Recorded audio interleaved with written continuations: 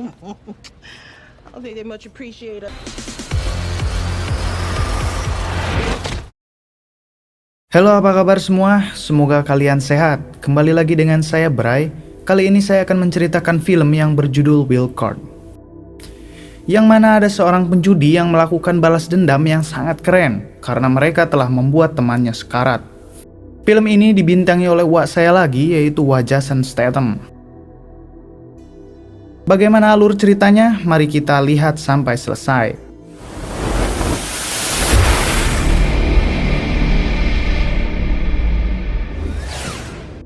Di awal film, di kota Las Vegas pada Desember akhir, di sebuah bar ada seorang wanita yang menonjol, ia bernama Doris.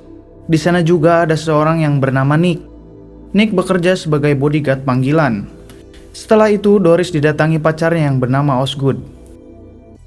Osgood bilang ke Doris, ia dapat promosi di pekerjaannya, yang mengharuskan ia pindah ke kota lain. Osgood mengajak Doris untuk menikah dan hidup bersama.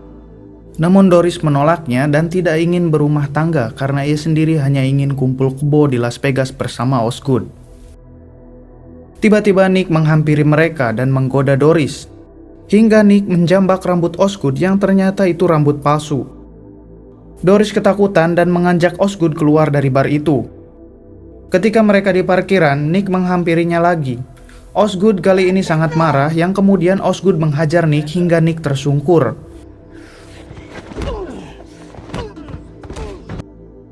Doris yang melihat itu sangat kagum terhadap Osgood. Walaupun Osgood botak setengah, ternyata ia pria yang sangat tangguh, yang akhirnya Doris setuju untuk menikah dan ikut bersamanya ke kota lain. Di balik itu ada seorang wanita yang dibuang di depan rumah sakit dengan keadaan sekarat. Kemudian wanita itu ditemukan perawat di sana dan membawanya ke ruang perawatan. Di tengah-tengah kondisi kritis, wanita itu menyebut-nyebut nama Nick.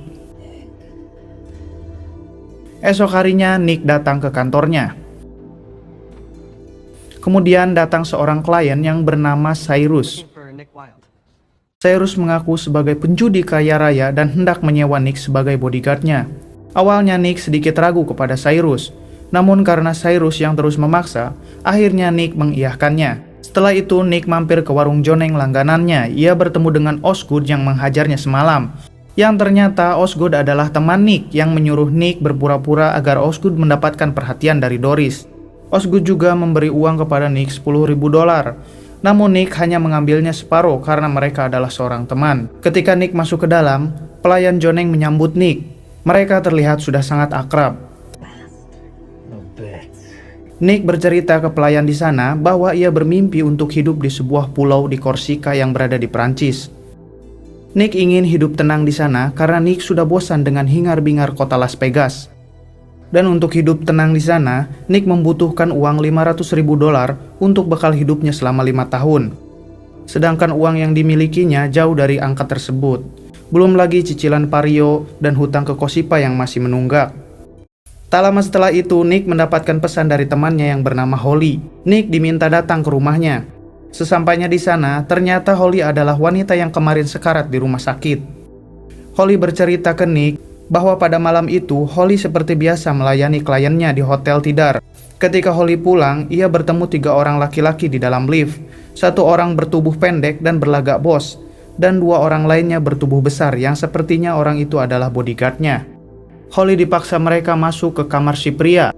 Setelah itu Holly disetubuhi oleh bosnya. Kemudian Holly dihajar 2 bodyguardnya agar tidak melaporkannya ke siapa-siapa. Setelah itu membuang Holly di depan rumah sakit. Holly meminta Nick mencari tahu siapa ketiga orang tersebut dan ingin menuntutnya di jalur hukum. Nick yang tahu Hotel Tidar sarangnya mafia, Nick menolaknya karena Nick tidak mau lagi berurusan dengan para mafia. Ia ingin fokus mengejar hidup damai di Pulau Korsika. Namun pada akhirnya Nick yang tidak tega melihat temannya telah diperkosa, akhirnya Nick mengiyakannya. Setelah itu Nick pergi ke Hotel Tidar lewat jalan belakang. Ia menemui teman lamanya yang kebetulan kerja di sana. Temannya bernama Lilis. Nick meminta bantuan ke Lilis untuk mencari tahu siapa yang menganiaya Holly di hotel tempat Lilis bekerja. Lilis menyuruh Nick untuk menemuinya di tempat makan habis asar. Sore harinya mereka bertemu dan Lilis mengatakan bos yang menganiaya Holly bernama Danny DeMarco dan 2 orang lainnya adalah bodyguardnya. Danny sendiri adalah seorang anak dari mafia Itali yang cukup berpengaruh di sana. Dan Lilis menyuruh Nick tidak berurusan dengan mereka. Malam harinya terlihat Nick sedang bekerja dengan kliennya, yaitu Cyrus. Nick membawa Cyrus keliling Las Vegas.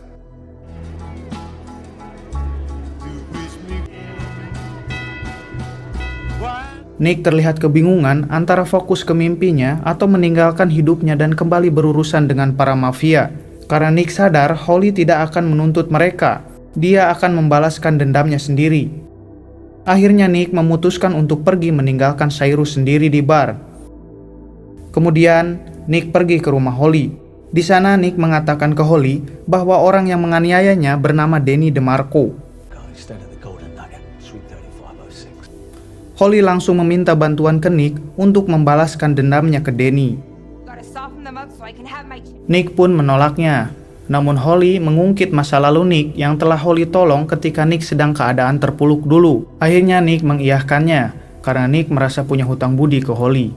Setelah itu Nick langsung pergi ke tempat kediaman Danny. Sesampainya di sana, Nick bilang ke anak buah Danny bahwa ia memiliki urusan dengan Danny perihal seorang wanita atas suruhan Baby. Baby sendiri adalah seorang bos mafia yang paling disegani di Las Vegas. Mendengar nama Baby, Nick pun dipersilahkan masuk untuk menemui Danny. Setelah bertemu dengan Danny, Nick menceritakan keinginannya. Danny menyangka Nick adalah seorang mucikari Holly yang akan memerasnya.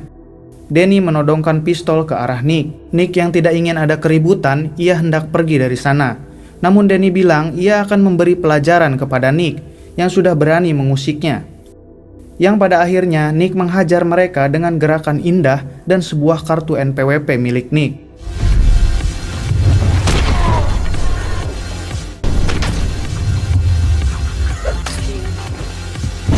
Kemudian Nick mengikat mereka bertiga. Setelah itu mengundang Holly datang ke sana. Tanpa basa-basi, Holly mengeluarkan gunting rumput di dalam tasnya. Danny yang takut, ia menawarkan uang yang berada di lacinya agar Holly memaafkannya.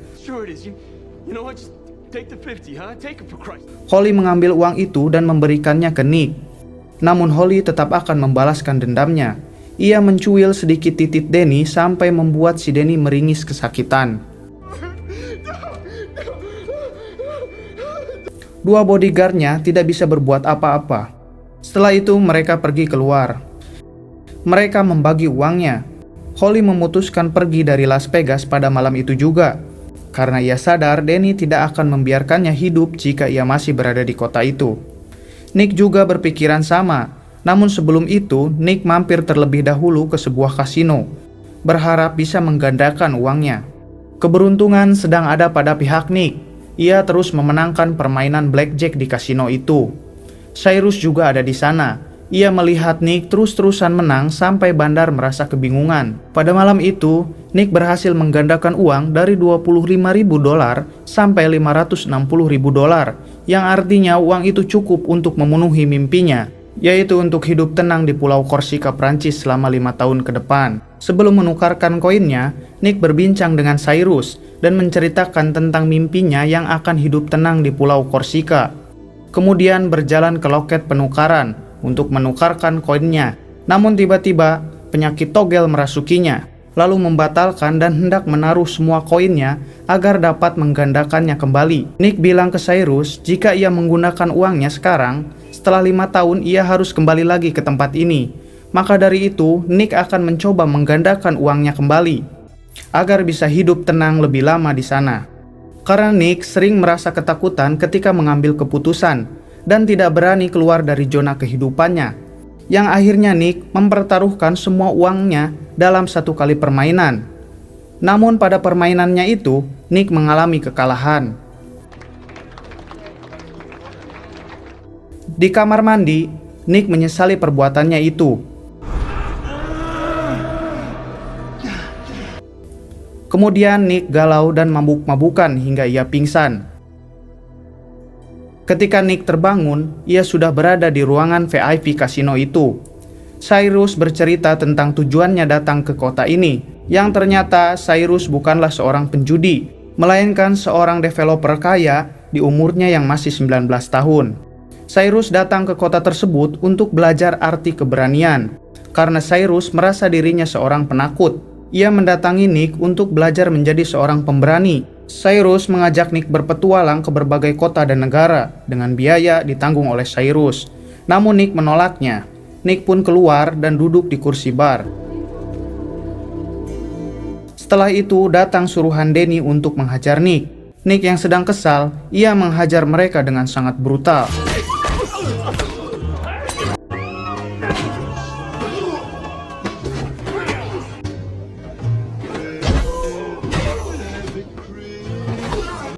Kemudian datang polisi untuk melerainya. Esok harinya, Nick dibawa Baby ke suatu tempat. Baby bilang bahwa ada masalah yang harus diselesaikan karena ada anak dari mafia Italia yang mengaku dirampok oleh Nick. Nick pun dibawa ke suatu ruangan untuk disidang dan di sana sudah ada Danny. Jika Nick terbukti bersalah, maka Baby akan menghabisi Nick pada saat itu juga. Danny terus memojokkan Nick dengan bilang ia telah dirampok oleh Nick serta 2 bodyguardnya ditembak mati. Namun terus menyembunyikan perihal penganiayaannya terhadap Holly. Nick memberikan 2 pertanyaan. Yang pertama, mengapa ia harus membunuh menggunakan senjata? Baby yang tahu jika Nick dapat dengan mudah membunuh seseorang tanpa pernah menggunakan senjata api.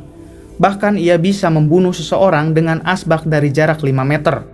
Yang kedua, menyuruh Danny membuka celananya dan menunjukkan titiknya yang terluka karena ulahnya sendiri. Akhirnya Baby menyimpulkan bahwa orang yang telah merampok Danny bukanlah Nick. Danny yang merasa tidak terbantu dengan Baby, ia langsung pergi dan tetap mengancam Nick akan mendatanginya nanti. Baby akhirnya mendapat penjelasan dari Nick bahwa kedua bodyguardnya telah ditembak mati oleh Danny sendiri karena telah dipermalukan oleh seorang wanita di hadapan bodyguardnya sendiri. Baby pun melepaskan Nick dengan bilang hati-hati, Danny pasti akan menemui Nick kembali. Esok harinya Nick kembali ke warung joneng langganannya untuk sarapan. Cyrus pun ada di sana karena ia tahu Nick pasti sarapan di sana. Cyrus berpamitan kepada Nick karena ia akan meninggalkan kota ini. Cyrus berterima kasih kepada Nick karena mendapatkan pelajaran darinya bahwa semua orang memiliki rasa takutnya masing-masing. Yang perlu dilakukan adalah percaya pada diri sendiri, serta mengakui jati dirinya sendiri. Maka semua yang ditakutkan mungkin tidak akan terlalu buruk. Cyrus memberi hadiah ke Nick tiket pesawat ke Korsika, serta cek yang berjumlah $500.000. Namun Nick tidak terlalu senang, karena Danny sebentar lagi akan membunuhnya. Tidak lama setelah itu, Danny pun datang dengan anak buahnya.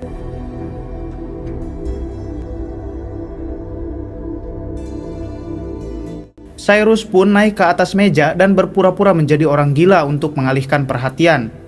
Hingga Nick ada waktu untuk kabur dari tempat itu.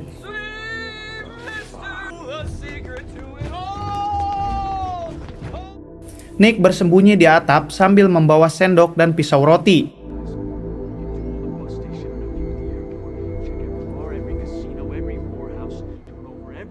Nick mendengar Danny memerintahkan anak buahnya untuk membunuh Cyrus dan membakar warung joneng tersebut. Hingga Nick memutuskan untuk melawan Danny dan anak buahnya.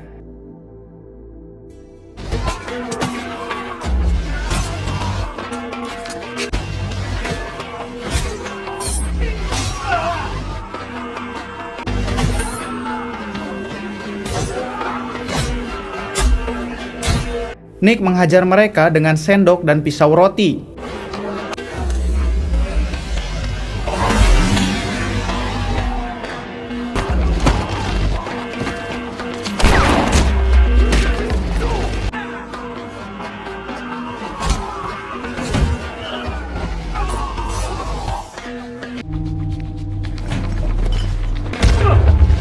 Nick pun akhirnya berhasil membunuh mereka semua.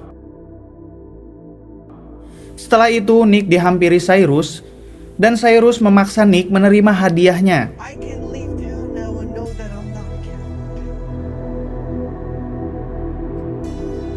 Nick yang terus dipaksa Pada akhirnya Nick menerima hadiah itu.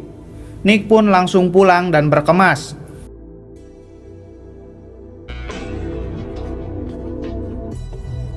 Kemudian meninggalkan Las Vegas dan pergi ke Korsika.